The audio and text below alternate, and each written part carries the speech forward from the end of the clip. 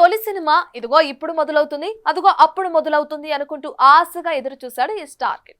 అయితే ఆ సినిమా ఎప్పటికీ మొదలవకపోవడంతో ఇక నా వల్ల కాదంటూ విదేశాలకు చెక్కేసే పనిలో పడ్డాడనే వార్తలు ఇప్పుడు మీడియాలో హైలైట్ అవుతున్నాయి.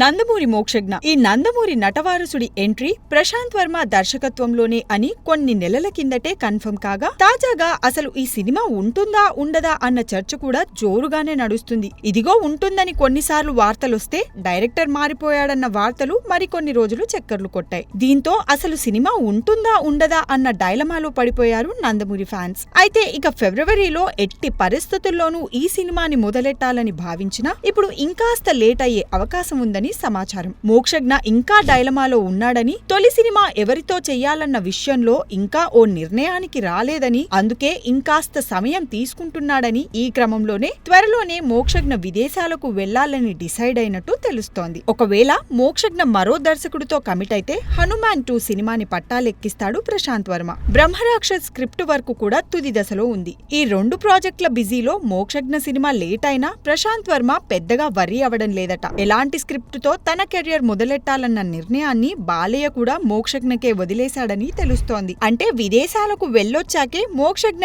ఎంట్రీ సినిమాపై ఓ క్లారిటీ వచ్చే ఛాన్స్ ఉందన్నమాట. చూడాలి మరి, తనయుడు తెరంగేట్రంలో ఇన్ని జాగ్రత్తలు తీసుకుంటున్న బాలయ్య కొడుక్కి ఎలాంటి మెమరబుల్ సినిమాని అందిస్తాడో. For more videos like this, subscribe Big TV channel.